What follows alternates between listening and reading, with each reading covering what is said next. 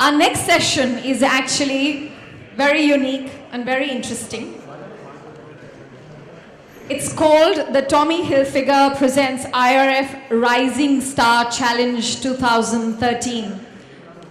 Basically, what we did was we went to the top 20 B schools across the country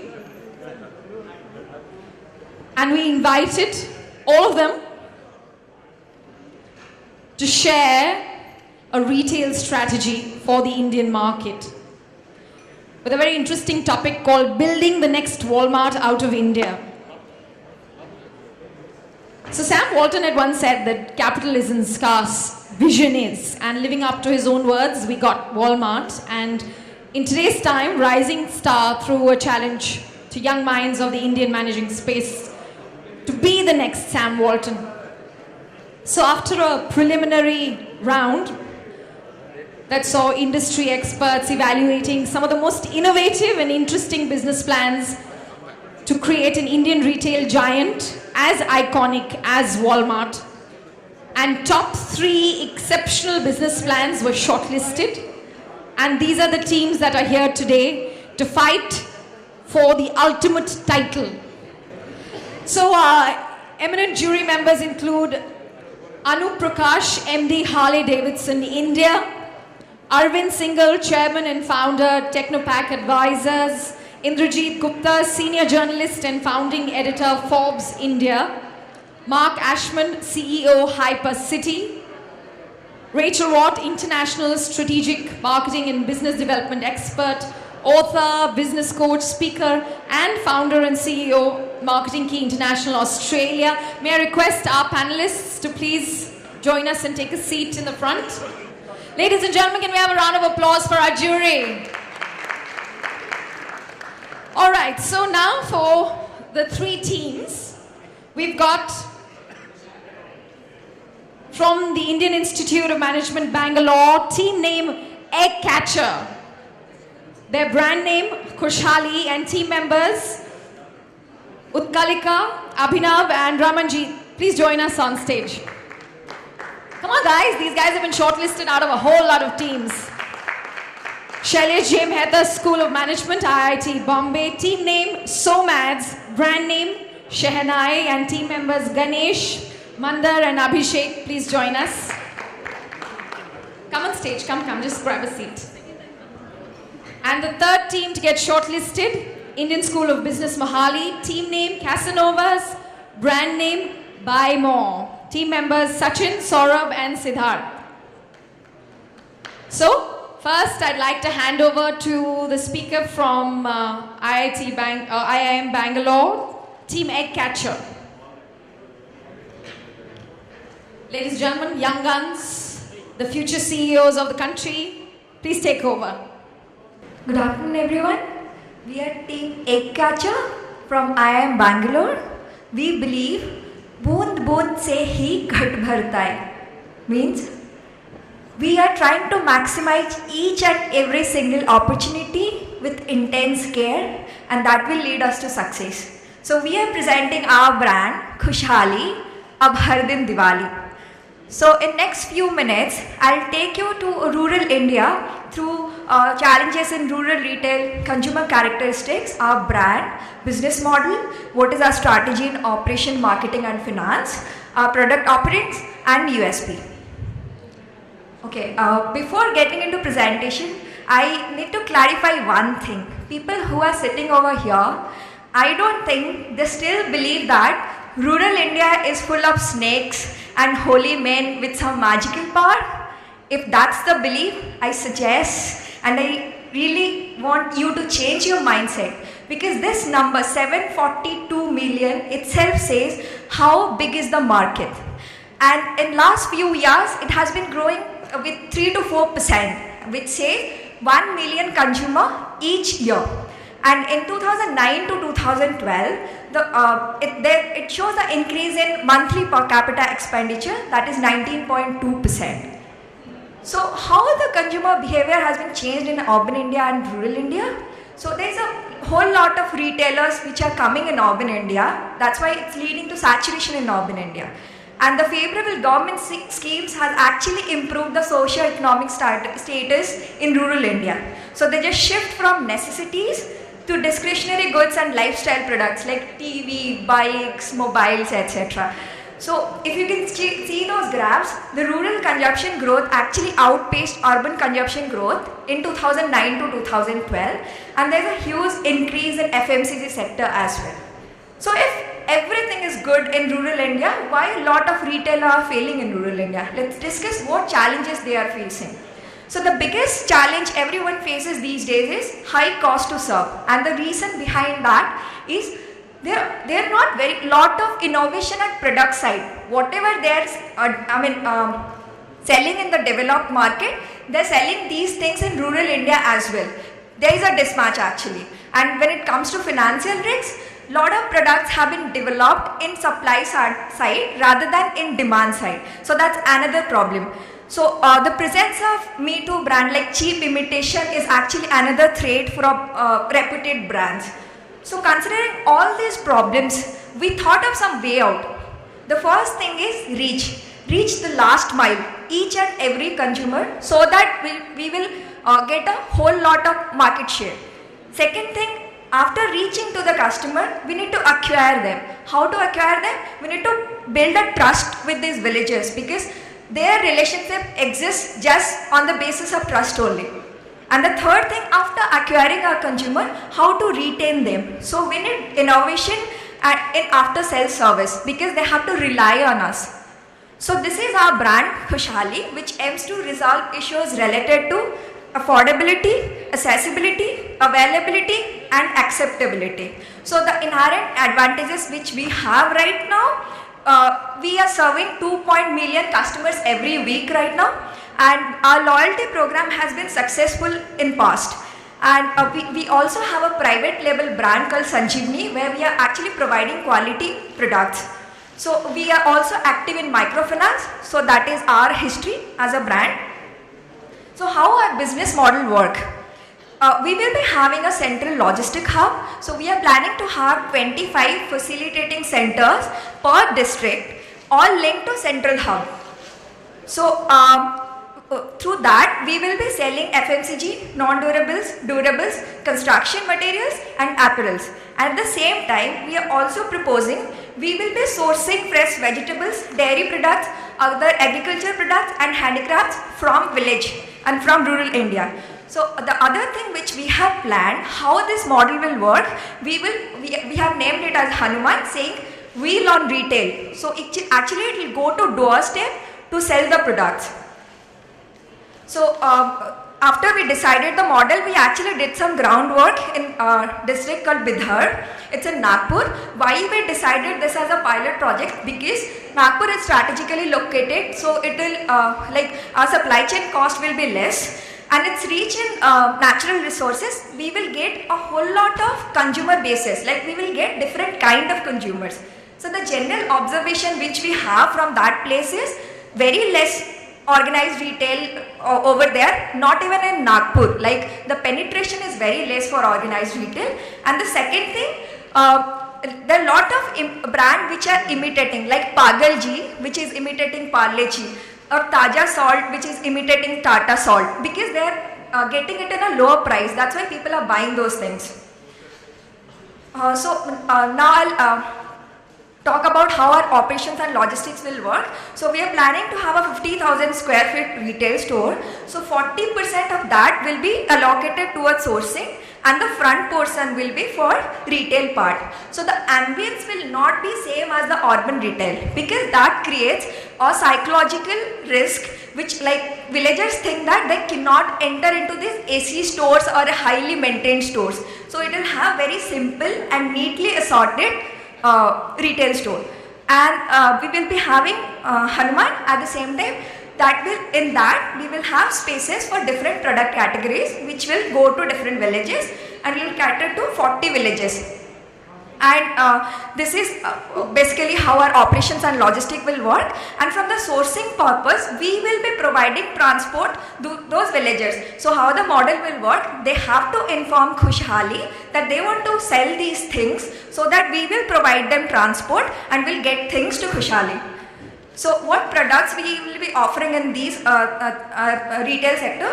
So FMCG, we will basically promote our own brand called Sanjeevani, because in that way we can provide quality products in lesser price. So with improve in growth, probably we can take higher margin from better brands like HUL and P&G. In durables, we are trying to sell innovative products. For example, Tata Swatch, which was a demand-driven product but didn't have a reach in the entire villages. And in agri products, we will be procuring with a better price, because we are just reducing their supply chain cost, because we are providing them transport. And in apparels, we are planning to have a discount retail model where we will be buying them 6 months to 1 year aged stock. In that way, we are providing them brand as well as with a higher discount. And in miscellaneous, we are considering mobiles, farm equipments, fertilizers, medicine, etc. But that will depend on the demand which that area is showing. So in services, when we are already good with microfinance, we are planning to have some credit card programs and loyalty programs where we can manage their savings well. So all these things will sound good only when we can penetrate market, and for that we need a very strong marketing strategy to create the brand awareness and to communicate our value proposition. So in rural India, the general observation, if you put a van with big hoardings, people will gather around that place. So we are planning for van campaign. We are also planning for skit and street plays where we can actually create an awareness for our brand. So we have actually made a radio clip which we want to promote, and just want to read out if everyone understand Hindi.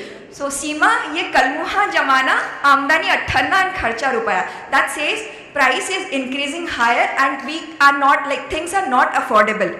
So Gita, हाँ प्याज भी महंगा और दूध भी है, वैसे मैं एक साथ खुशहाली से खरीदती हूँ, मुझे सस्ता पड़ता है. That means our brand is providing them good at a better price.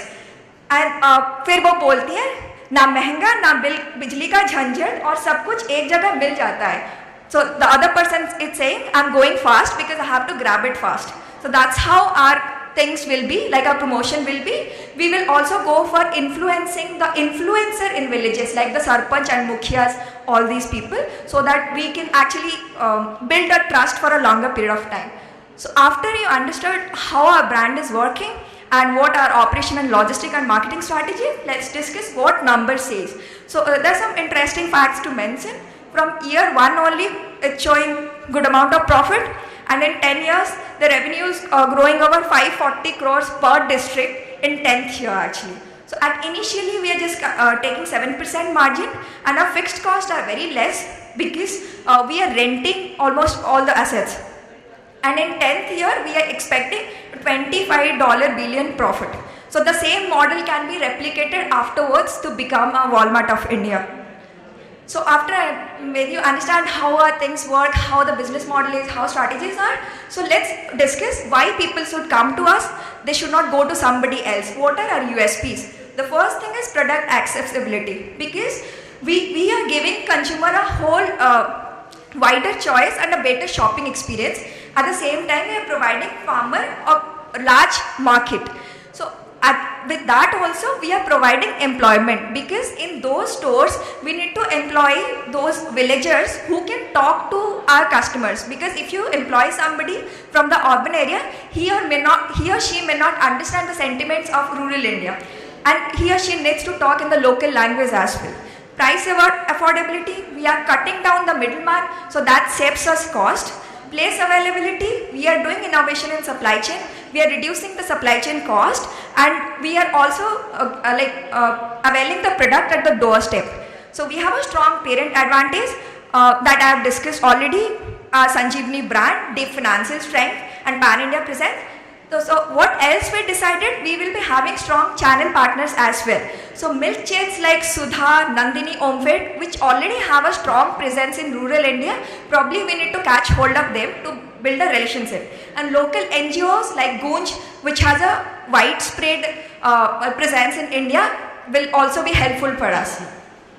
So how it is strategically fitting with our parent firm? Initially, right now we are a 1,000 crore company, so definitely continuous cash flow is there. Initially entering into the rural farm will be a bit problematic for us, but with this profit, what I have shown in the financial slide, probably in 10 years will shine like a star. And in firm's life cycle, right now, when we are getting a first mover advantage, of course, so we are creating a virtual barrier for other people who are actually, trying to enter the same market at the same time.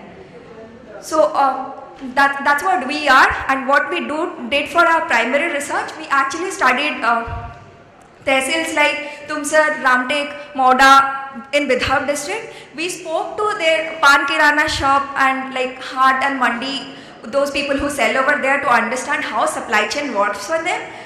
We also interacted with the Sarpanch of Jam village.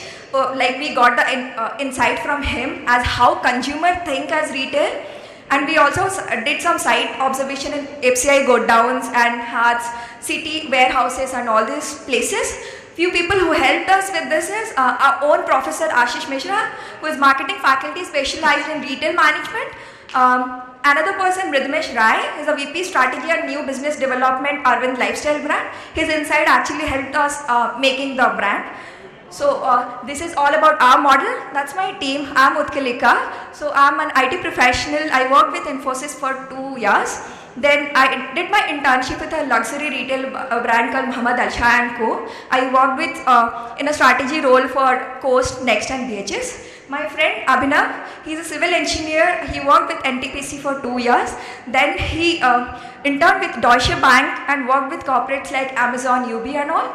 My friend Ramanjit, he's from IIT Bombay, he's a chemical engineer. He interned with Bain and Company in a strategic role. So we are basically from a diverse background, but the one thing which unites us is our thought process, the inclination towards rural India. That's why we came up with this model.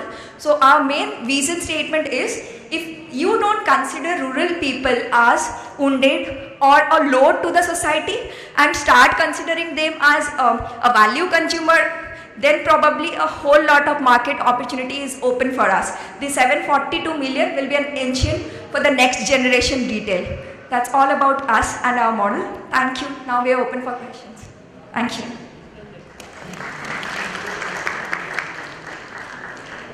Expand a little bit on the, you talked about your supply chain being a direct to the seller model, where the retailer is going direct to the seller. And how do you think that's going to be efficient in such a vast geography?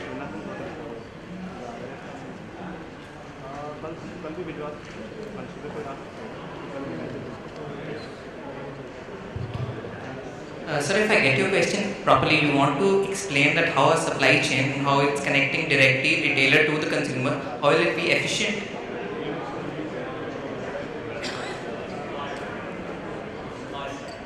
Sure.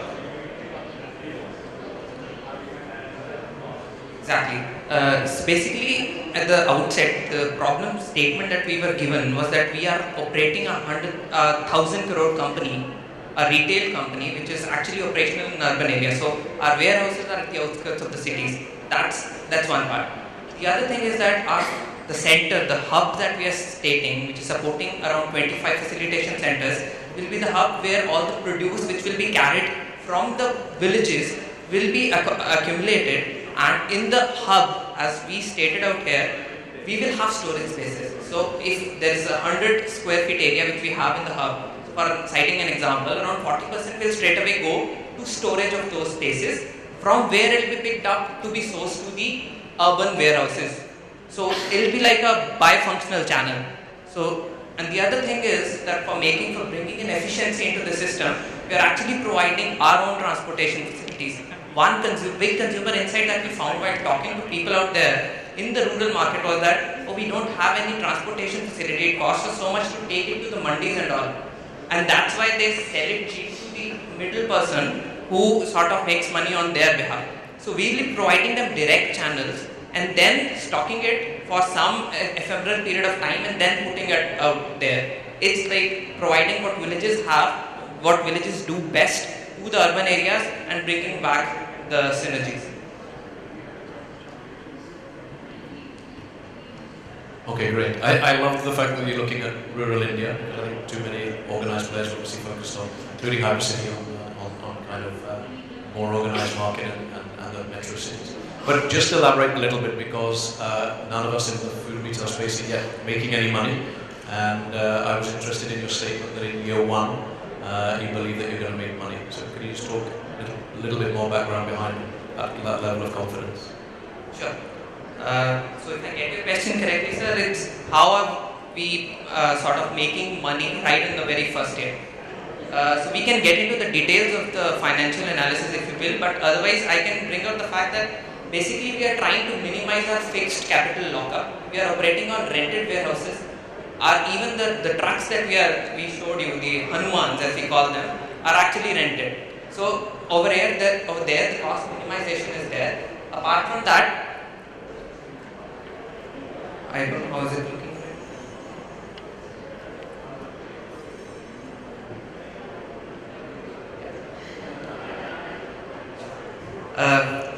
So the major thing is that the costs are rent for all the stores, and then we have cost of operation and maintenance. Then there are the rent only fleet charges, as in the fleet charges that we have for having those trucks which are not used for showing around, as in just which are on-call transportation basis. Then there is staff remuneration. The total cost that we have comes out close to, as it's visible out there. So the major insight of why we are making a profit, it comes from the fact that the MPCE, the monthly per capita expenditure, which is there in a rural sort of a region, it's close. The reports, as they pointed out, is close to 1,500 rupees. That's one person spending every month in a rural area, and that's a big chunk. Now, assuming that there are, just like if the average number of people in one particular village is around 2,000, and there are 1,000 villages in a particular district, this blows out to be a very huge number. Even if we penetrate to a very small percentage of this population, as we say, it's the percentage of vendors spending on Khali products we are assuming to be around 20%, because we are so confident that why this number will be 20%, because we are actually directly linking retailers who are selling them the original stuff as compared to those people who are just sort of selling them cheap products with similar brand name. That's a huge problem out there. So that's one thing. And the margins assumed are also on a conservative side. We are assuming around 7% margins, but still we are able to make it. The numbers say that we are able to make it. Adding on to Ramanjit's point, like the observation from rural India, they spend around 70 to 80% of their earning in food and apparels. So that's why we are focusing our products in that area also, FMCG and apparels, so that we can earn money in that way. So you're using apparel as a higher margin. So I think one of the challenges in India is obviously that spending power is clearly there, but what everybody is struggling with is how do you have a retail model that allows the retailer to make money after you've paid out obviously all of those costs. So I think there's not a lot of difficulty in getting that top line. Everybody's really challenged about how do you get the bottom line to kind of make sense. We also bring in flexibility in the model, stating that we don't have actually brick and mortar stores put it out there.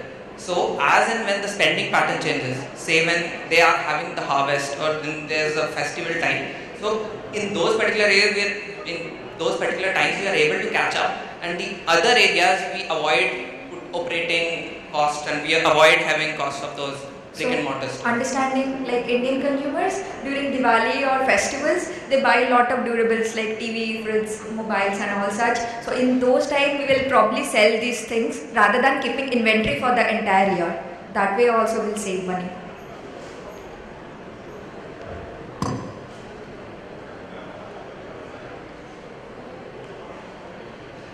Good presentation. One quick question. Can you walk us through your rollout plan?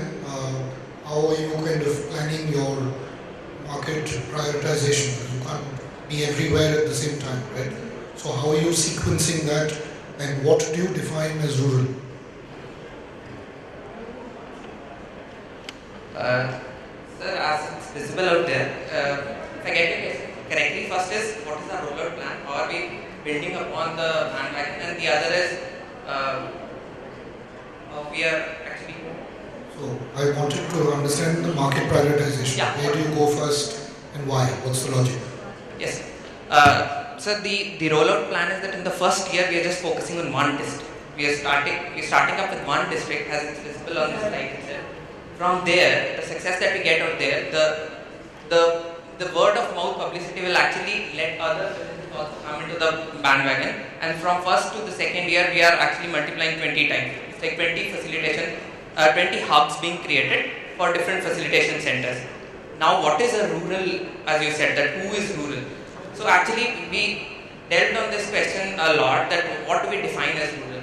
I thought that tier 1 to tier 6 is what we can say have urban sort of inclination to them. But the rural that we define as is that a congregation of around 2,000, 1,000 to 2,000 sort of people, population, and those are actually linked to those tier 5, tier 6 sort of towns. So that's what the rural India that we are looking at. There are around 6 lakh rural villages as is defined by the. So it's that the Indian households, around 138 million of Indian households reside in these sort of defined rural areas, and we can have around 6,38,000 odd villages in 600 odd districts. That's where we came up with this number of around, on an average, 1,000 villages per district, and a population which is close to around 2,000 on an average taken for a particular village. So these are the rural people for us. Follow-up question on this point you made about taking original brands to the rural consumer, right? And that's your differentiator in some ways, right? Given the evolution of that market, the consumer market in rural India, what gives you the confidence that they'll see value in it? What prevents them from buying another Passoff brand and opt for your called original brand? Sure. So actually, the growth pattern in consumption, if we see those two graphs, actually it has increased in 2009 to 12, and it has outpaced the urban growth. So that's an indication that people are consuming. The growth in consumption has been higher in rural area these days. So when you are talking about these good brands which you want to promote over there, so how we understood consumer characteristics is there. If you tell them that in this much of price we are giving you quality products and building that relationship, that helps. So you need to convey them that this is at a lower price, we are giving you better things, because that's why they are going for this imitative brand, like because they are getting it in a lesser price. So as we are cutting down the middleman, we are saving on the cost, we can provide them in a better price, and putting price as the main thing, then we will promote with time that these are good things and quality products, and that's how our plan is to communicate the brand.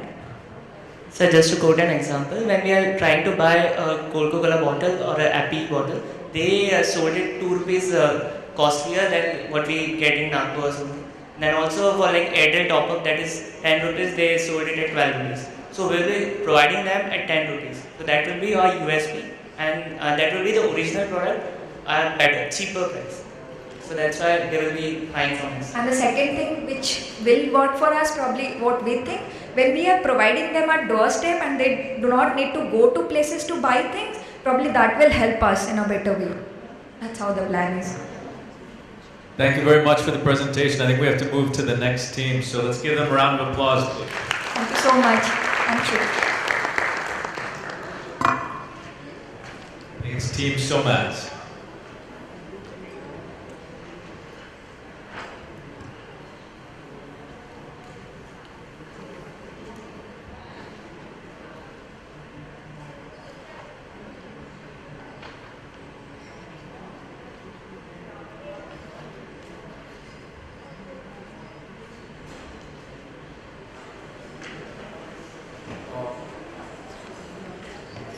Good evening, ladies and gentlemen. We are Team Somaz from School of Management, IIT Bombay. I am Ganesh Tambe, and I have with me Abhishek Banerjee and Mandar Vibhude.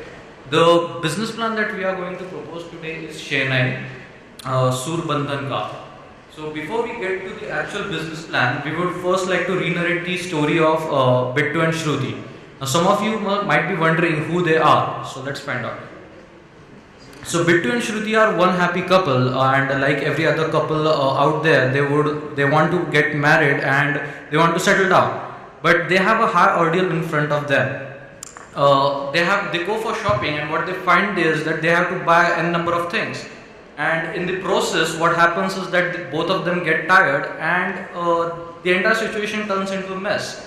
So, is there anything that we can do to help them? Is there any way in which the time and efforts that are taken for their shopping can that be reduced? The answer is yes, and the solution is Chennai, the one-stop solution for your wedding shopping. Now coming to our actual business plan, this is the agenda of our presentation. Now when we look at India and the Indian weddings, what we find is that the Indian weddings are characterized by their opulence, they are elaborate and they are exquisite. Also the wedding is the one of the most auspicious occasion in the family.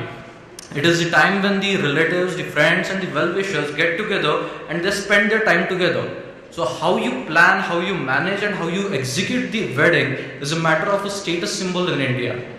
So no wonder then that the wedding business in India is a $38 billion industry and it is growing at a CAGR of 25 to 30%. One noteworthy fact here is that the average Indian spends around 1/5 of the total wealth that he accumulates during his lifetime on a wedding. In addition, Indian weddings are characterized by a huge spending on gold. In fact, 50% of the total demand in India comes from Indian weddings, and 60 to 70% of the total wedding business is constituted by this gold. So is there a market need for a business like Chennai? From the primary research which we conducted via online survey, we found out that 59% of the respondents showed readiness to shop at a Chennai-like store. In addition, around 85% of the people have spent around 3 weeks or more than 3 weeks on wedding shopping.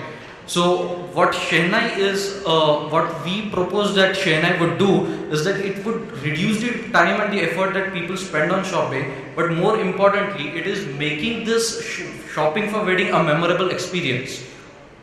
So our vision for Chennai is to define the occasion that defines the life of people forever.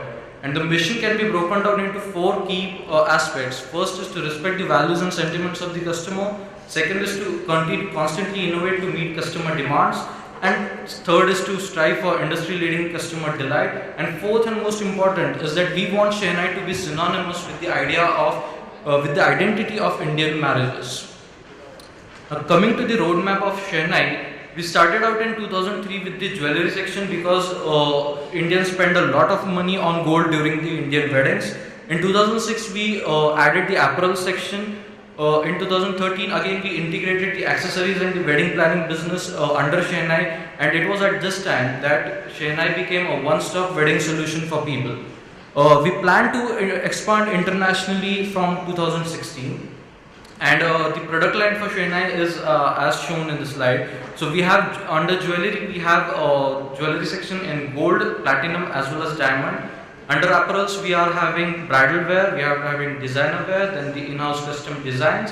Under accessories, we are having watches, perfumes and all the products that are normally bought for a wedding.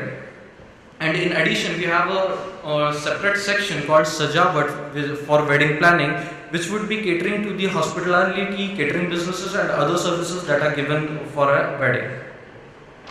So based upon the market, we segmented the market into 3 classes, Class A, Class B and Class C.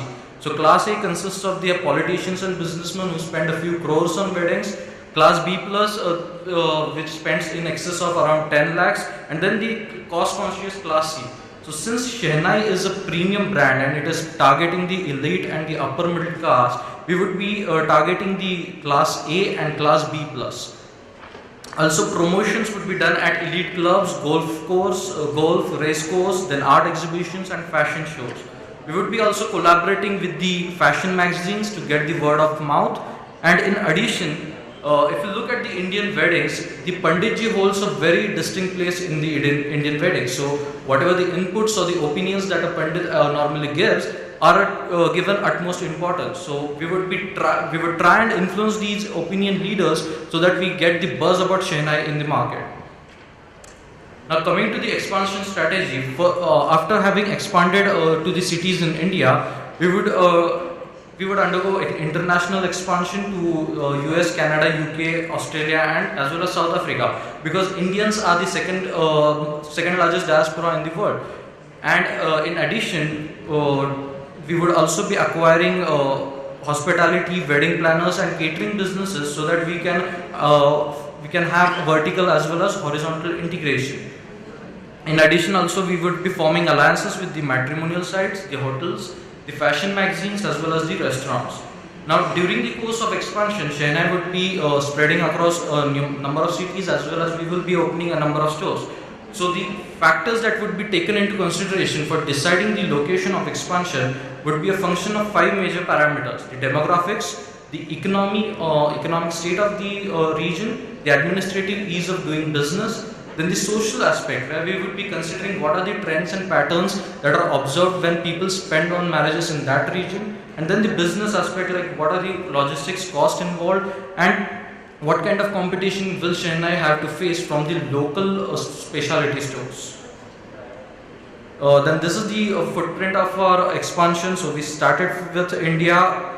Till 2013, we are present across 19 cities in India. And then we have undergone a global expansion across 5 countries. The cities were mainly shortlisted based upon the number of Indians that are residing over there. And then by 2022, we expect to expand to around 30 cities in India. Coming to the competitive analysis of this industry, we believe that the threat of new entrants is quite low, because there is a huge amount of capital requirement for the new players, as well as the supply chain is going to be extremely complex. Also, the brand loyalty for the jewelry business cannot be built in a very short period of time. Having said that, we also believe that the threat of substitutes is pretty high, because in case if customers are not happy with the kind of products and services that are given by Shehnai, customers will always have an option to go to the local super specialty stores that are present in the nearby regions. So, to sum up, we can say that the competitive rivalry within the industry can be termed as low right now. Coming to the SWOT analysis of Shehnai, we believe that the single most strength of Shehnai lies in this one-stop solution for wedding shopping. In addition, being the first in its category, we have the first mover advantage. In terms of weakness, we will have to deal with the demand variation that is seen in wedding shopping business, as well as there is going to be very less repeat business. The opportunities for us are immense, because people like to spend a lot on weddings, and this is a highly unorganized sector in India, and the concept of wedding seasonality is somehow trying to fade out. So now we see that weddings are actually happening throughout the year, and coming to the threats, we believe that the trends and the fashion changes can impact our jewelry and apparel section.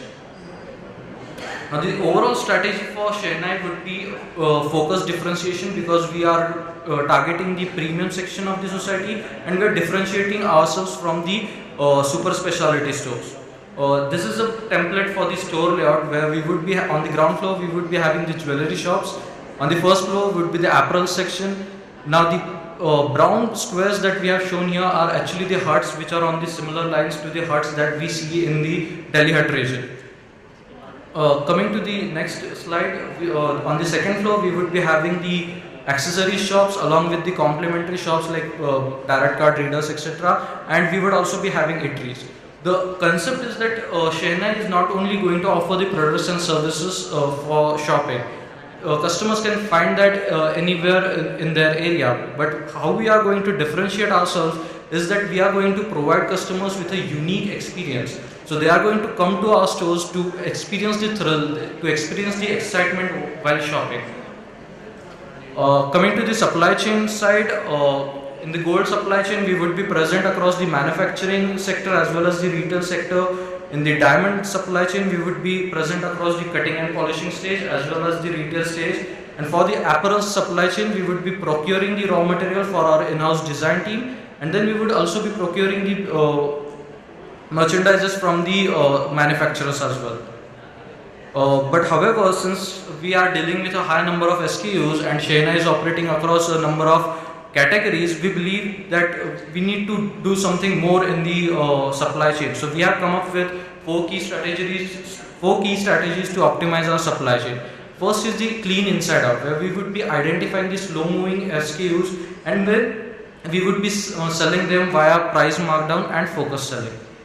Second is the prototype designs, which would be applicable to high value products, where we would be designing the prototypes. So what this will do is it will bring down the inventory cost and it will increase the variety of designs that can be offered to customers. Third is the order generation and fulfillment. So we would be identifying the 500 best selling variants and we would be monitoring these variants across each store. So what this will help us to do is it will decrease the number of stockouts and it will streamline our supply chain. Finally, the fourth strategy is outsourcing, where we would be forming Karigar parks for our jewelry section. So this will help in avoiding the two-tier middleman system that is currently present in the gold retail chains. So this will increase our profitability, as well as we will have a lot of designs which will cater to the local preferences. Coming to the financial analysis, Shehnai started with a seed fund of around 3.36 crore with the help of angel investors. In 2006, we got a fresh funding of 23 crores and we included the apparels business. In 2012, we have got an investment from private equity investors and we could offer an exit for the angel investors. And by 2019, we expect to have a probable IPO issue and offer an exit for our PE investors. This is the return on invested capital for Shehnai. So every time Shehnai was expanding across stores or across categories, we have experienced a drop in our returns. However, with time, from 2016 onwards, we do expect to have a steady ratio on our ROIC of around 25%. And then coming to the break-even analysis, we have done the break-even in terms of the quantity of gold, because jewelry is a key section at Shehnai. So the blue line represents the sales of gold, whereas the red line is the break-even quantity in terms of kg for gold. We believe that in the initial few years we would be incurring a slight losses, but over time from 2016 onwards we would be having a decent amount of profitability. That was about our business plan, and thus Shehnai brings smiles to the likes of Bittu and Shruti and many other couples out there. And we hope that they would be living happily ever after. Thank you, ladies and gentlemen. We are open for questions.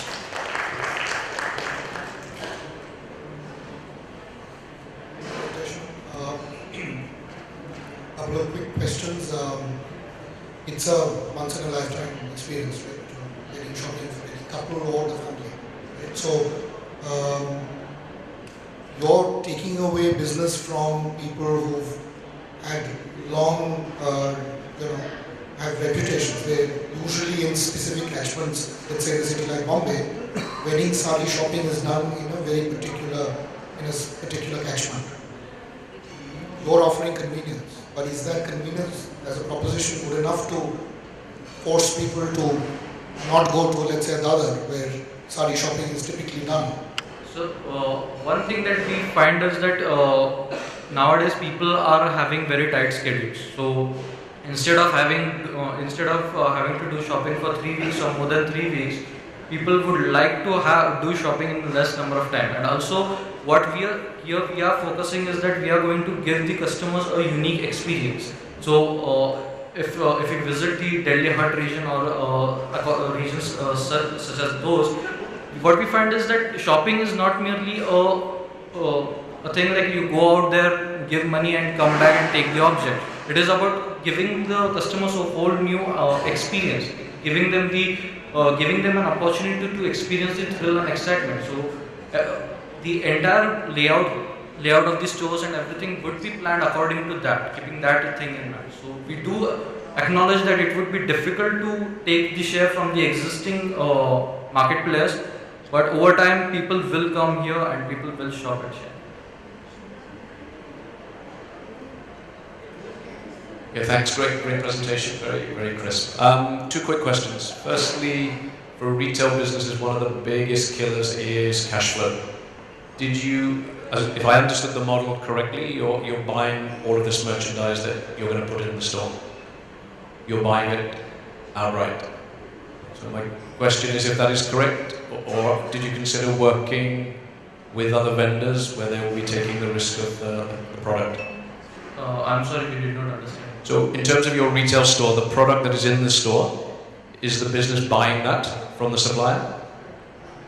So actually, there are two models. One, there is an in-house fashion designing segment in the business. There is also some part, some of the SKUs are being brought from the established players. So there will be both two sections, and that's how the proposition would be done. So one option would be to invite the best of the established players and then let them set up within this retail store that you're running and creating this fantastic experience. Okay, second quick question was, online is growing incredibly fast. Was that something that you considered rather than a physical store? With the online thing is that in India especially, and when you're going out to shop for your wedding, what people usually prefer is that they would first like to see the thing with their with touch in front of them. They would not go online and buy a sherwani worth say 5 lakhs or something. That is that they are never going to do. At least for wedding. For books and for other cheaper items, they might do it. But because wedding has a very special place in the hearts of people. We highly doubt whether such shopping experience can be done over e-commerce.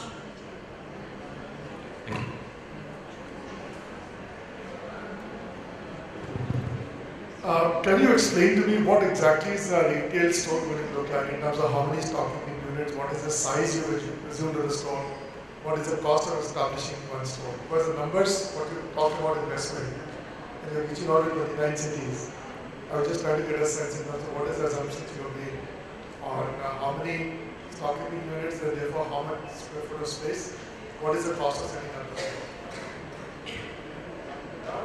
40,000 square feet of space we are aiming to have in those malls, and there will be like 3 floors like we have given. How many stocking units roughly? The stock keeping units as such we have not calculated, because that will depend from area to area. For example, in Mumbai, we will have to cater to say more accessories. Say the demand for accessories is more in Mumbai, whereas What kind of inventory would you be carrying if you don't have an annual SKU? What is the value of the inventory? What is the inventory value? Inventory value, because there is some inventory you're carrying in the stores, but your model, what you described was that you're also buying, for example, literally gold and converting it into jewelry. You're buying fabric and accessories and converting it into the finished product. So you would have inventory lying not only in the store level, but at the manufacturing units, which I'm assuming that you will be subcontracting. What is the sense of inventory in the system? Actually, sir, we would like to build some supplier ecosystems, and we would like to integrate the whole ecosystem of suppliers through a centralized information sharing, so that the bullwhip effects in the demand, we can reduce them, and that's how we aim. But if it is your design, then you have to buy that inventory, not supply. If you're buying somebody else's design of finished product, then you might be willing to fulfill. So, sir, we will go for a mass merchandising so that we can bargain with the kind of price that we're being offered, and we are the kind of.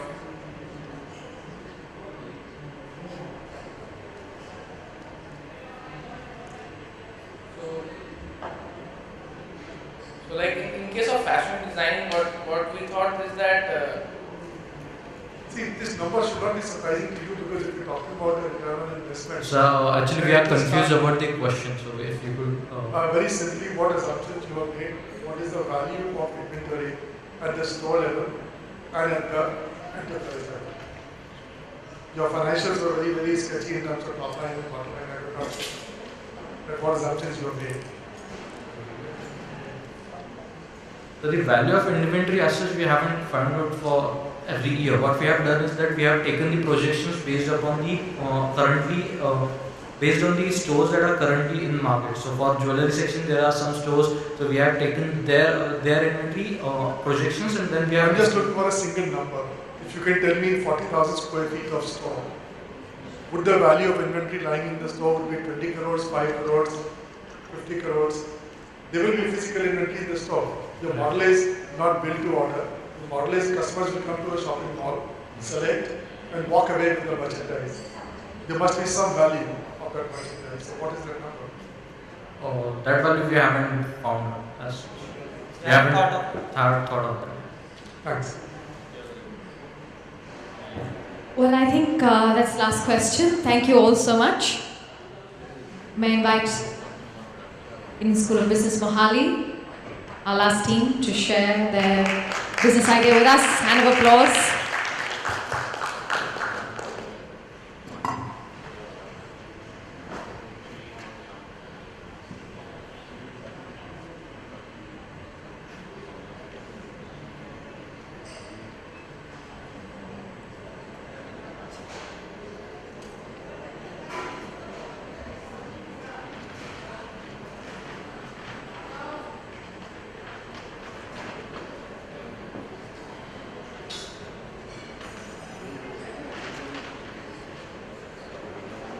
Good afternoon, ladies and gentlemen.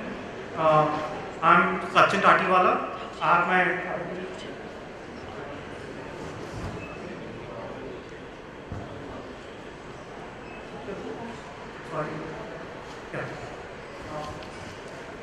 Good afternoon, ladies and gentlemen. I'm Sachin Tatiwala. I have with me Siddharth Gupta, and we are representing Indian School of Business at the Tommy Hilfiger Indian Retail Forum Rising Star Challenge. Just going back to what we attended in the morning, Mr. Arvind Singhal mentioned a few things in his presentation which talked about India in 2020. Looking at that, we have picked up 2 points from there.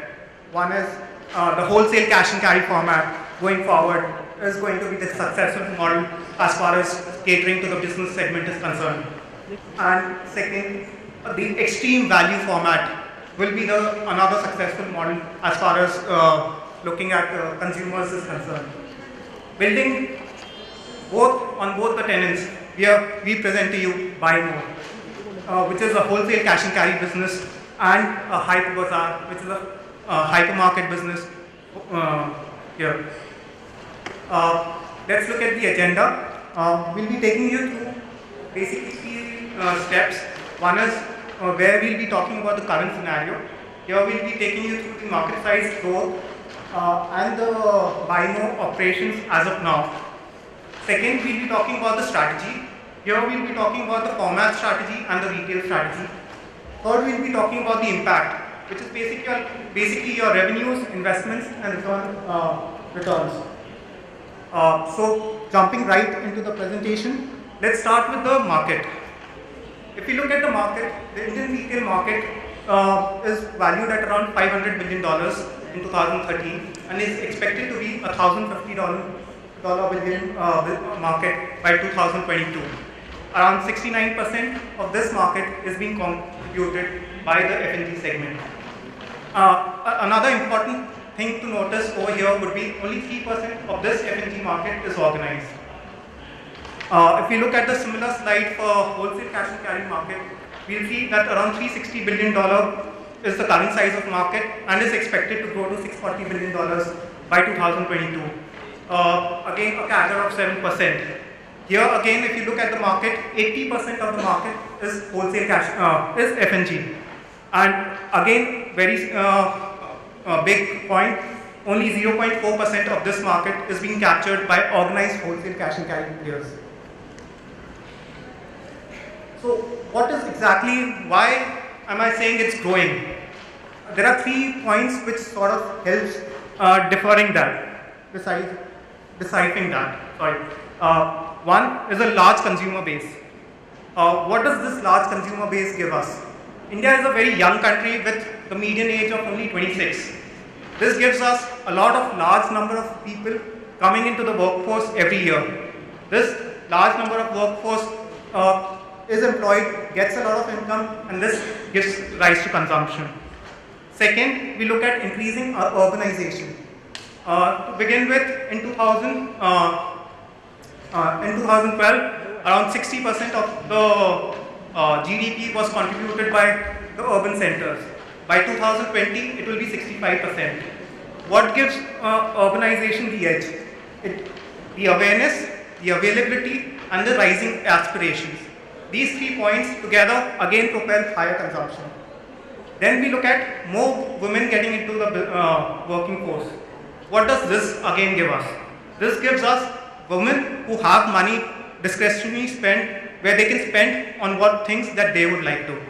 So taking all these three things together, we feel the Indian market is there to grow. Mr. Ashman, I'm sorry I forgot to mention, I had to sit over here. Looking at the X and the Y axis, what we have tried to focus over here is what are the regional and the national players, and which players are currently in the wholesale and the retail space. And the size of the bubble basically depicts the size of the business at this point in time, and the color depicts who we foresee as a potent competition going in the future. So at this point of time, looking at Reliance and Big Bazaar, these two seem to be the competition for us. So what was Buy More doing till now? Buy More is a wholesale cash and carry format which is present in India since the last 10 years. It has opened around 15 wholesale cash and carry formats operating in 10 cities and has a current revenue of around $330 million. If you look at the three consumer segments it caters to at present, it's the retailers, which are the small kirana stores, the HoReCa, which is the hotel, restaurants, caterers, and the SCOs, which is the small companies and offices. So, what is it that we propose? We have divided our Buy More strategy into two things. One is the format strategy, and the second is the retail strategy. Let's look at the format strategy to begin with. We are looking at the hub and spoke model for expansion, where we foresee that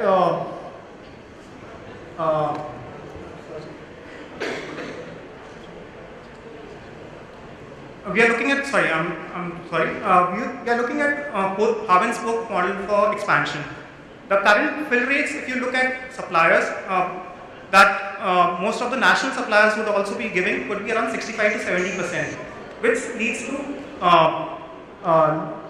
and if it is compared with internationally they provide 95 to 99%. The low fill rates sort of result in higher stockouts, and higher stockouts lead to loss of sales. To avoid this situation, retailers stock more. So it increases the entire inventory in the entire value chain.